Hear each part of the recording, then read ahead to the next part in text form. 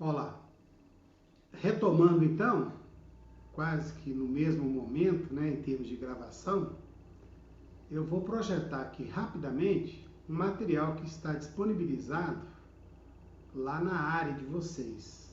Acho que vocês já tiveram acesso. Esse material eu chamei de roteiro, né, de leitura. Obviamente, não se pretende com esse material extremamente sintético esgotar em profundidade todos esses assuntos. É mais um roteiro de leitura, de estudos, né?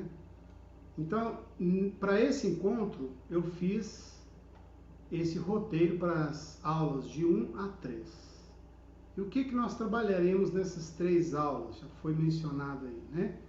As leis de Newton, propriamente dita, que tem um sumário, né, com os objetivos do módulo, geral e específicos. A aula 1, leis de Newton, descrição, nomenclatura e conceitos. Né, aqui estão alguns conceitos, tal. A aula 2, primeira e terceira leis de Newton. E a aula 3, a segunda lei de Newton e suas aplicações. Observe que eu optei por fazer uma apresentação não cadenciada, não tal como ela aparece nos livros, textos, né? Nos livros didáticos, enfim. Eu fiz essa opção metodológica e eu vou explicar qual é a razão de eu fazer ou ter feito essa opção. Primeira lei, depois a gente estuda e discute a terceira lei e só depois eu apresentarei a segunda lei. Ok? É isso. Então nós vamos aqui rapidamente também fazer a apresentação. Deixa eu ver aqui. Apresentação do slide, né, que eu preparei para vocês, para essa aula. Então, vamos lá. Eu acho que ele aparece aí, né? Olha lá. Esse momento vai ser para a gente discutir a apresentação das leis de Newton, mas muito brevemente. Eu vou apresentar nessa aula alguns conceitos, né? Para quem não me conhece, aqui estão as minhas afiliações profissionais. Trabalho do Instituto Federal Goiano, mas atuo também como docente em um programa de mestrado lá na Universidade Federal de Catalão. Mas vamos lá. Nós temos aqui esse livro que é a base de toda a mecânica que vocês têm acesso em qualquer livro. Eu vou mostrar a edição que eu tenho, né, só para a gente entender que existem alguns propósitos. Aqui é o plano dessa aula, né? E ali aparecem aqui aparecem as edições do Halliday, que é o texto básico nosso. Essa aqui é a primeira, aliás, a 8ª edição. Eu estou aqui também com a 9ª edição, a 10ª aparece aí na tela. E aqui no outro slide, tem esse texto aqui, que já é um velho conhecido de vocês, né? Um livretinho nosso, de autoria minha, e que eu já disponibilizei para vocês, até porque essa edição está esgotada e eu estou fazendo a reformulação. E aqui, esse livro também aparece nas referências do nosso plano de ensino. É um livro considerado interessantíssimo, tá? Uma física bem contextualizada, bem apresentada de numa linguagem bem tranquila, bem acessível, gostosa de ler. Esse é o texto do Paul Tipler e do Eduardo Adjugeni Mosca, né? Que também é um texto que a gente vai usar. E por fim, mas existem outras opções. O texto do Moisés Nasseswein, que é um colega nosso da PUC do Rio de Janeiro.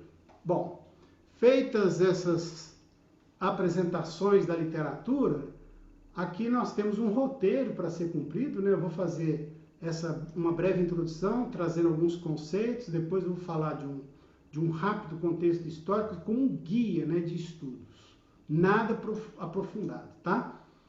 e a primeira lei de Newton, que eu vou apresentar e parar por aí, tá? Então, em termos de introdutórios, o que é que nós vamos discutir aqui na dinâmica clássica ou na mecânica clássica, nesse momento do curso? Nós vamos basicamente resolver ou responder essa pergunta. Qual pergunta? Dadas as características de um corpo, como massa, volume, carga elétrica e outras, e conhecendo a sua vizinhança, aqui eu chamo a atenção para esse termo vizinhança, que é um termo dentro da concepção filosófica de Newton, né? É um termo criado por ele, e nós vamos discutir isso oportunamente. Queremos determinar como esse corpo irá se mover. Então, dadas as características do corpo, como determinar as equações do movimento, né? É isso que a gente pretende fazer aqui na dinâmica. E vamos rapidamente só colocar como um roteiro de leitura os princípios básicos elaborados por Galileu e tomados pelo Newton. Eu gostaria que vocês observassem as datas em que essas pessoas viveram, né? Só para a gente se situar historicamente, até geograficamente, acho que vale a pena fazer isso. E dizer que a mecânica clássica, acho que eu voltei aqui um slide, a mecânica clássica ela prediz uma série de fenômenos. Prediz no sentido de equacionar, né? E é por essa razão que a gente ainda mantém no currículo, ainda não, a gente mantém no currículo a mecânica newtoniana, a mecânica clássica. E aqui alguns filósofos, lá naquele roteiro, vocês vão fazer a gentileza de ler, né? Como é que eram as concepções de força para os filósofos da antiguidade, para Aristóteles, para Arquimedes, para o João Filopano e para o Galileu. Observem as datas, né? Acho que vale a pena a gente atentar para isso. Essa leitura você vai fazer lá naquele texto que eu acabei de apresentar, que eu chamei de roteiro. Então, o que interessa objetivamente nesse momento para nós são esses conceitos básicos. Nós não podemos perder de vista, né, o conceito de força, o de referencial inercial, o conceito de inércia, trazendo desde Galileu essa concepção, massa como uma propriedade intrínseca do corpo ou da matéria, que por ser intrínseca ela não depende do referencial, que eu chamo a atenção na mecânica clássica. Essa massa nós veremos lá na mecânica relativística de Einstein, ela é função da velocidade, ela muda com a velocidade, por isso que aqui a gente coloca que não depende do referencial na mecânica que a gente está estudando nesse momento, né? E que ela reflete uma medida da inércia de translação de uma partícula. Força, para nós, o conceito newtoniano é a causa cujo efeito dinâmico é produzir aceleração. O referencial inercial é aquele que é desprovido de aceleração em relação às estrelas fixas. Nós vamos aprofundar isso, né? E a inércia você pode entender como uma propriedade, né, que se traduz na capacidade que uma partícula ou um corpo tem de oferecer resistência à mudança de velocidade. Lembrando que velocidade aqui é um vetor, né? Como nós vimos lá na cinemática. Nós, do ponto de vista dos conceitos de força e a classificação quanto à natureza, né? Elas podem ser classificadas de duas formas, basicamente, que são as forças de contato e as forças de campo. Quais seriam as forças de contato como exemplo? E o nome sugere, né? Tem que ter contato para haver manifestação dessa modalidade de força. E aí nós temos força de atrito, força normal de contato, força de tração num fio, né? Como nós veremos adiante. E as forças de campo são aquelas em que a interação entre os corpos envolvidos se dá à distância, né?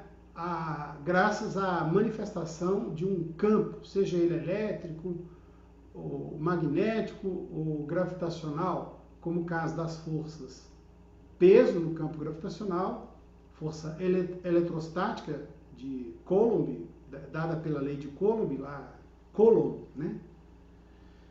E eu queria sugerir fortemente que vocês entrem no site aqui do Instituto de Física da Universidade Federal do Rio Grande do Sul e leia esse texto que o autor lá faz alusão a um experimento de Galileu. Vai ser muito importante para a gente